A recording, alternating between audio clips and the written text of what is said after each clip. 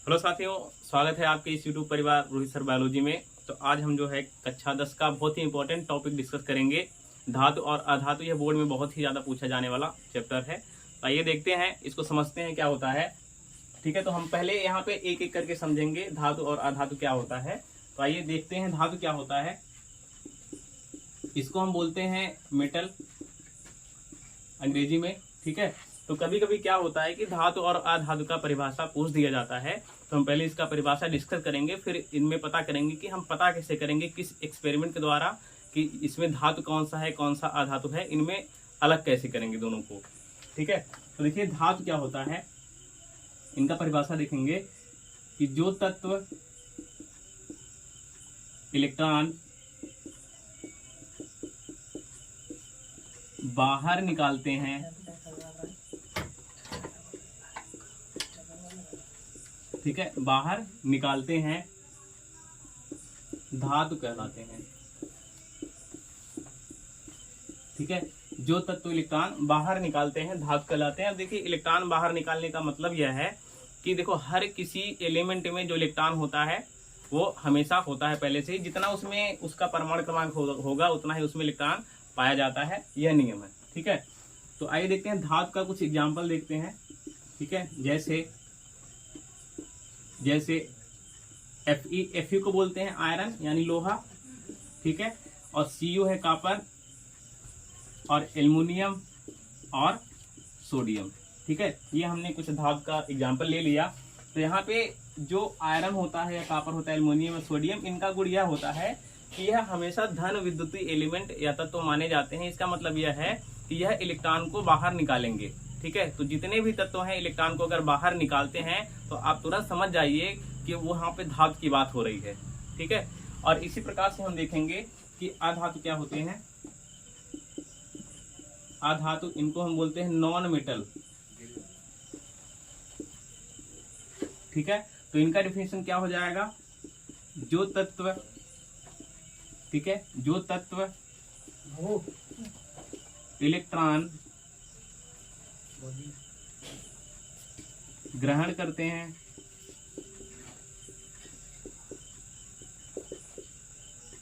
अधातु कहलाते हैं। ठीक है, अधातु कहलाते हैं। अब इसके एग्जाम्पल में हम देखेंगे, जैसे ऑक्सीजन, क्लोरीन, आर्गन, ठीक है, और फ्लोरीन। ठीक है, ये हमारे कुछ गैसें हैं। ठीक है, वैसे तो इनमें जितने भी अधातुएं होते हैं इनमें ज्यादातर जो है गैस पाए जाते हैं गैसीय अवस्था में। जैसे किसी भी पदार्थ की 3 अवस्था होती है, ठोस, द्रव और गैस। तो धातु का सबसे मुख्य गुण यह होता है सबसे ज्यादा कि वह जो है ठोस अवस्था में पाया जाता है, लेकिन जो अधातु होते हैं वो द्रव अवस्था में भी पाए जाते हैं और गैस अवस्था में भी पाए जाते हैं, लेकिन कुछ ऐसे भी होते हैं जो ठोस अवस्था में भी पाए जाते हैं। ठीक है, इनके गुणों के आधार पर अभी हम डिस्कस करेंगे कि इनमें क्या क्या गुण होता है, और किसको, अगर हम मान लीजिए ठोस अगर धातु भी है अधातु, तो हम किस आधार पर ठोस को जो होता है उसको धातु बोलेंगे, और एक अलग प्रकार का जो ठोस होगा उसको हम किस आधार पर अधातु बोलेंगे। ठीक है, जैसे आपने यहाँ पर धातु और अधातु समझ लिया है। अब बढ़ते हैं इसके इनके गुणों के बारे में। ठीक है, देखिए यहाँ पे हम 2 कॉलम बनाएंगे। ठीक है, धातु और अधातु का आप यहाँ पे साथ साथ दोनों का अध्ययन करेंगे। तो यहाँ पे हम लिखेंगे धातु और यहाँ पे अधातु। ठीक है, यहाँ पे हम दोनों के गुणों के बारे में चर्चा करने वाले हैं कि इनमें अंतर क्या होता है। ठीक है, तो यहाँ पे इसका जो पहला है, ठीक है, यहाँ पे इसका सीरियल नंबर हम डाल देते हैं। यहाँ पे पहला पॉइंट इसका होगा, ठीक है, ये ठोस होते हैं, और ये जो होते हैं ये ठोस भी होते हैं, द्रव भी होते हैं और गैस भी होते हैं। ठीक है, ठोस और द्रव और गैस तीनों अवस्थाओं में पाए जाते हैं। ठीक है, पहला गुण ये हो गया। अगर हम कोई भी धातु उठा लेंगे और अधातु उठाएंगे तो जिनमें ये जो गुण हम बता रहे हैं सारे गुणों का जो पालन करेगा उसको हम धातु कहेंगे, नहीं तो उसको सीधे हम क्या करेंगे, अधातु की कैटेगरी में डाल देंगे। ठीक है, पहला क्या हो गया, ठोस। दूसरा हो गया तन्यता। ठीक है, तीसरा हो गया विशेष चमक। विशेष चमक। चौथा है विशेष ध्वनि, ठीक है, विशेष ध्वनि। और पांचवा है विद्युत चालकता। देखो विद्युत चालकता, यहाँ पे इसको विद्युत का सुचालक कहें या विद्युत चालन कहें, विद्युत के सुचालक, ठीक है। और छठवां है ऊष्मा के चालक, ठीक है। तो यहाँ पे जो धातु होता है इनमें यह सब गुण होता है। और इनका एक और भी गुण है, इनका जो गलनांक तथा क्वथनांक उच्च होते हैं, ठीक है। गलनांक और क्वथनांक क्या होते हैं? उच्च होते हैं, मतलब बहुत ही ज्यादा होते हैं। अब जैसे हम देखेंगे, एक जैसे कोई भी, जैसे मान लीजिए ये हमने घड़ी ले लिया है, ठीक है, और ये हमारा मार्कर है। अब इसमें देखेंगे कि इसमें धातु कौन सा है, अधातु कौन सा है। अब इसको देखकर भी आप बता सकते हैं इसमें ये क्या है, धातु है। आप क्योंकि पहले से ही जानते हैं, लेकिन हम ये एक्सपेरिमेंट के द्वारा देखेंगे कि इसमें धातु कौन सा है, अधातु कौन सा है, ठीक है। अब यहाँ करें कि जो धातु होता है वो ठोस होता है, और आपको दिख रहा है ये क्या है, अगर धातु है तो ये ठोस है, पहले गुण का पालन कर रहा है। लेकिन इसमें भी आप देखेंगे कि ये जो होता है ये भी ठोस होता है, द्रव होता है, गैस होता है, तो हो सकता है ये अधातु भी हो सकता है, ठीक है। लेकिन अब दूसरा गुण देखते हैं इसका, ठीक है। इनमें क्या होते हैं, ये तन्य होते हैं। तन्य का मतलब है कि अगर इनको हम पीटेंगे हथौड़े से, ठीक है, अगर हथौड़े से पीटेंगे तो ये टूटेंगे नहीं, ये क्या होंगे, ये खींचेंगे, तन्य है, ठीक है। लेकिन अगर यही मार्कर की बात की जाए, अगर इसको हथौड़े से जैसे अगर पीटेंगे तो ये क्या करेंगे, ये टूट जाएंगे, ठीक है। तो इनमें क्या होती है, तन्यता नहीं होती, ठीक है, तन्यता नहीं होती है।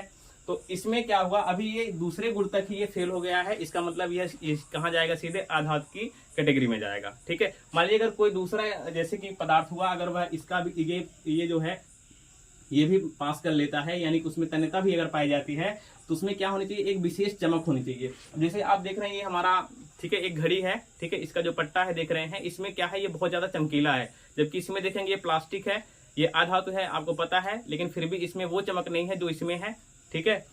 और इसमें एक और गुण है विशेष ध्वनि। अगर इनको हम पीटेंगे तो धातुओं को पीटने पर टन टन की आवाज आती है, जबकि अधातुओं को अगर पीटेंगे हथौड़े से तो उसमें से अलग अलग प्रकार की आवाज आती है, ठीक है।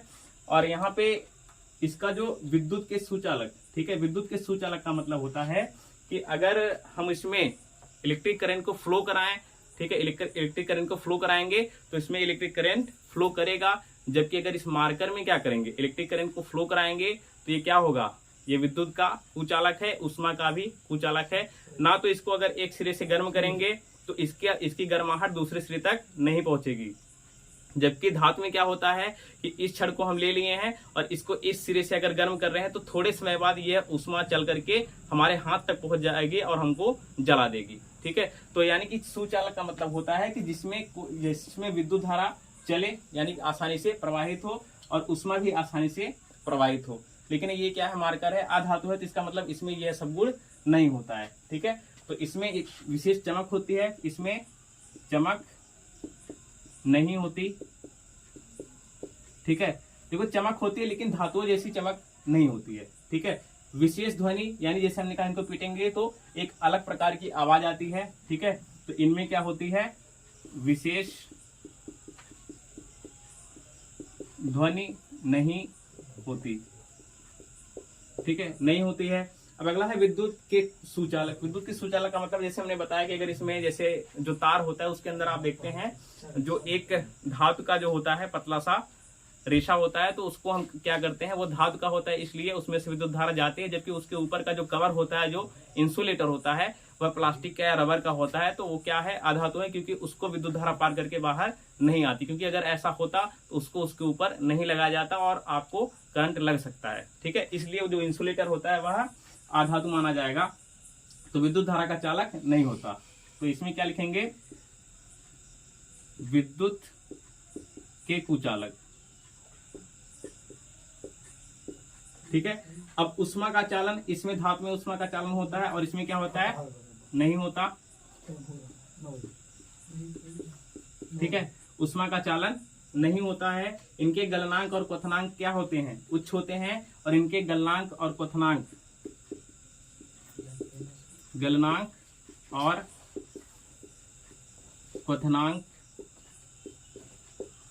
उच्च नहीं होते।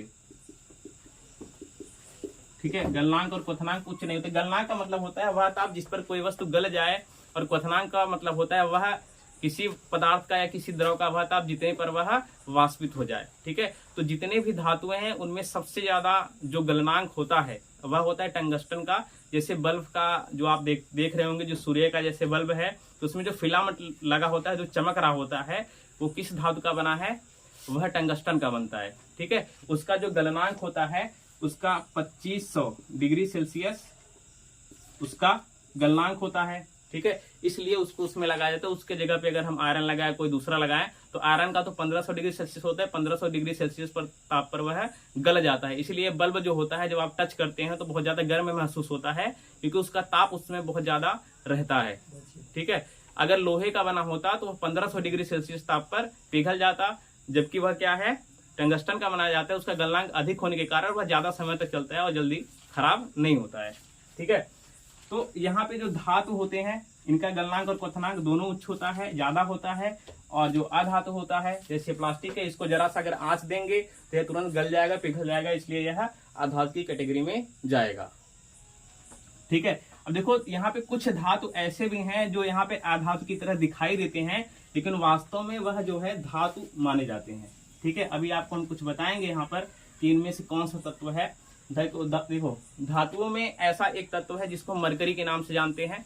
ठीक है, और इसका जो सिंबल होता है Hg। ठीक है, Hg। अब इसमें देखेंगे जो मरकरी होता है, यह सामान्य ताप पर अगर उसको आप हथेली पर ऐसे लेंगे, ठीक है, तो उसको करेंगे तो पानी की तरह बिल्कुल ऐसे गिर जाएगा नीचे, क्योंकि वह कमरे के ताप पर क्या है? द्रव होता है। लेकिन वह उसकी सामान्य अवस्था भी वैसे द्रव ही है, लेकिन द्रव ही एक ऐसा गुण है, ठीक है, जो अधातु से मिलता है, और उसके बाकी सभी गुण जो है धातु से मिलते हैं। इसलिए उसको ज्यादा गुण धातु से मिलने के कारण उसको धातु की कैटेगरी में डाला गया है, इसलिए उसको अधातु की कैटेगरी में नहीं डाला गया है। ठीक है, अब देखो कुछ तत्व ऐसे भी हैं जो अगर हमारे शरीर से टच हो जाएं, अपनी हथेली पे रख ले, तो ठोस से तुरंत जो है द्रव बन जाएंगे। ठीक है, और कुछ धातु ऐसे भी हैं कि अगर उनको हम क्या करें, हाथ में अगर लेते हैं और वायु के संपर्क में आएंगे, वो तुरंत अपने आप ही जल उठेंगे। ठीक है, अब जैसे एक एग्जांपल देते हैं, जैसे मरकरी को हमने क्या बताया, यह हमेशा किस अवस्था में रहता है? द्रव, लेकिन यह हमेशा ठोस की कैटेगरी में रखा जाता है, क्योंकि इसके सारे गुण जो है ठोस से मिलते हैं, केवल इसकी अवस्था नहीं मिलती है। ठीक है, इसकी अवस्था द्रव है, इसलिए इसको हम धातु की कैटेगरी में रखते हैं। ठीक है, अब इसमें कुछ ऐसे भी तत्व हैं, जैसे ये धातु माना जाता है, इसको क्या बोलते हैं? इसको पोटेशियम बोलते हैं। ठीक है, इसको पोटेशियम बोलते हैं।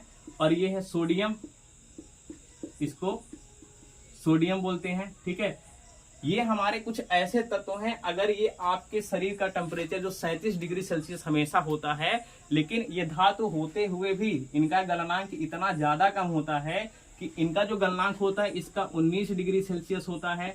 ठीक है, और ये तो इसका गलनांक क्या यहाँ पर नहीं निकाला जा सकता, क्योंकि यह अगर जैसे ही अगर इसको बाहर निकाला जाता है तो यह तुरंत अपने आप आग पकड़ लेता है। ठीक है, ऑक्सीजन से जैसे ही क्रिया, जैसे अगर इसको निकाल करके कहीं से अगर अपने हथेली पर हम रखते हैं, तो बिना इसमें आग लगाए तुरंत ये आग पकड़ लेता है, क्योंकि इसका गुण ही यही है कि यह अगर ऑक्सीजन के संपर्क में आएगा तो तुरंत यह अपने आप जल उठेगा। ठीक है, तो सोडियम को इसलिए अगर कहीं पूछा जाए कि कौन सा ऐसा तत्व है जिसको हम जो है मिट्टी के तेल में रखते हैं, तो सोडियम ऐसा तत्व है जिसको हम मिट्टी के तेल में रखते हैं। ठीक है, क्योंकि अगर इसको आपने किसी बक्से में बंद करके रखा, तो बक्से को खोलते समय उसमें हवा चली जाती है, और उसमें रख करके बंद करेंगे तो तुरंत तब भी आग पकड़ लेगा, क्योंकि हवा उसमें कैद हो जाती है। ठीक है, तो हवा में क्या होता है, वहां पे कई सारी गैसें होती हैं और उसमें ऑक्सीजन भी साथ में होता है, तो उस ऑक्सीजन के साथ ये क्या करता है, रिएक्ट कर लेता है और अपने आप को जला लेता है। ठीक है, इसलिए इसको हम पानी में, इसको हम क्या करते हैं, पानी में भी नहीं रखते। ठीक है, इसको हम क्या करते हैं, पानी यानी कि H2O में भी नहीं रखते, क्योंकि पानी का सूत्र क्या होता है, H2O। अगर मान लीजिए पानी में इसको अंदर रखा, पानी में मिला करके, तो पानी के पानी के यहाँ पे ऑक्सीजन से क्या करेगा, ये क्रिया कर लेगा और ऑक्सीजन गैस को यह बाहर निकाल देता है। ठीक है, तो पानी में रखने पर भी पानी बहुत तेजी से गर्म हो जाता है, क्योंकि उसमें भी से भी ऑक्सीजन से क्रिया कर लेता है और यह जलने लगता है, जिससे पानी गर्म हो जाता है। ठीक है, अब आइए देखते हैं, जैसे धातु भी आपने पढ़ा, आधातु पढ़ा, अब इसके कुछ और भी, इसके अलावा भी कुछ चीजें हैं। ठीक है, जैसे इस एक है आधातु, एक धातु हो गया, और इसके बाद एक तीसरा होता है, ठीक है, जिसको हम उपधातु बोलते हैं, उपधातु। ठीक है, तो इसको बोलते हैं मेटलॉयड। ठीक है, मेटलॉयड ये उपधातु है। उपधातु का मतलब है कि कुछ ऐसे भी तत्व होते हैं जो धातु और अधातु दोनों का गुण दर्शाते हैं। ठीक है, दोनों का गुण दर्शाते हैं, तो इनमें हम कुछ तत्व ऐसे लिख देते हैं कि कौन कौन से हैं जो दोनों का गुण दर्शाते हैं। अब देखो, जैसे यहाँ पे एक आर्सेनिक हो गया, ठीक है, जिसको आप AS के नाम जानते हैं, इसको बोलते हैं आर्सेनिक। आवर्त सारणी में देखेंगे तो ये आपको मिलेगा, ये आर्सेनिक है। और एक होता है SB, ठीक है, इसको बोलते हैं एंटिमनी। पूरी आवर्त सारणी में केवल 2 ऐसे तत्व हैं। ठीक है, पूरी आवर्त सारणी में टोटल कितने तत्व हैं? 118 तत्व। ठीक है, उस 118 तत्व में से पूरे केवल 2 तत्व ऐसे हैं जो उपधातु का गुण रखते हैं। उपधातु का मतलब यह है कि जो धातु का भी काम करते हैं और अधातु का भी काम करते हैं, बस उनकी स्थिति अलग अलग होनी चाहिए। ठीक है, तो ये आपने उपधातु जाना। ठीक है, अभी हम यहाँ पे जानेंगे कि कुछ ऐसे जो धातु हैं, इनके हम निकालते कैसे हैं, किस रूप में ये हमको प्राप्त होते हैं। ठीक है, जैसे लोहा हो गया, तो कई लोगों को लगता है कि जो लोहा है वो सीधे जमीन खोद करके निकाल लिया जाता है, लेकिन वास्तव में ऐसा नहीं है। ठीक है, जितने भी पदार्थ हैं, जितने भी धातुएं हैं, वो सभी जमीन से प्राप्त होती हैं, खुदाई करके, सही बात है, लेकिन वो शुद्ध रूप में नहीं पाई जाती हैं। ठीक है, वो जब भी पाई जाएंगी वह एक अयस्क या फिर खनिज के रूप में पाई जाएंगी। ठीक है, तो आइए समझते हैं कि खनिज क्या होता है और अयस्क क्या होता है और इनको निकाला कहां से जाता है। ठीक है, खनिज, इसको हम बोलते हैं मिनरल। ठीक है, मिनरल। देखिए खनिज क्या होता है।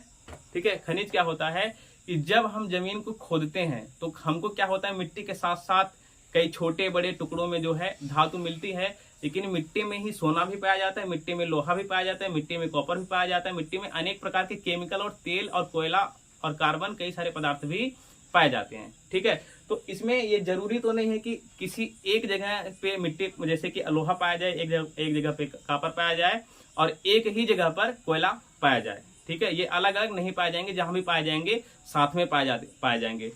तो किसी भी धातु की वह अवस्था या किसी भी पदार्थ की वह अवस्था जिसमें सारे प्रकार के धातु, ठीक है, या दो या दो से अधिक प्रकार के धातु संयुक्त अवस्था में पाए जाते हैं, उसको हम खनिज कहते हैं। ठीक है, उसको हम खनिज कहते हैं। और एक और होता है जिसको हम बोलते हैं अयस्क। ठीक है, अयस्क। अब यहाँ पे अयस्क क्या हो जाएगा? ठीक है, अयस्क क्या हो जाएगा? देखो, जितने भी खनिज होते हैं उसको हम अयस्क बोल सकते हैं, लेकिन जितने अयस्क होते हैं उसको खनिज नहीं बोल सकते। ठीक है, बात को समझिए, इसमें अंतर है थोड़ा सा।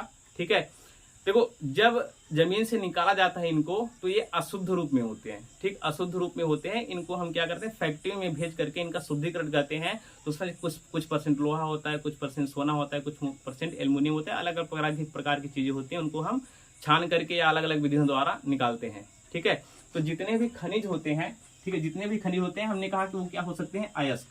ठीक है, अयस्क का मतलब होता है कि जैसे जिसमें सबसे ज्यादा क्या हो, अधातु हो, जिसमें सबसे ज्यादा अधातु मिली हो, उसको हम क्या बोलेंगे, अयस्क। ठीक है, और खनिज क्या हो जाएगा, जिसमें सबसे ज्यादा, ठीक है, धातु भी हो और अधातु की मात्रा लगभग क्या हो, मतलब लगभग एक, कोई यहाँ पे कोई पैमाना नहीं है, लेकिन लगभग क्या हो, एक समान में हो। ठीक है, उसको हम क्या बोलेंगे, खनिज। और बाकी क्या हो जाएंगे, अयस्क, जो सबसे ज्यादा अधातु जिसमें होंगे। ठीक है, आई होप आपको वीडियो समझ में आया होगा। ठीक है, मिलते हैं नेक्स्ट क्लास में। जय हिंद।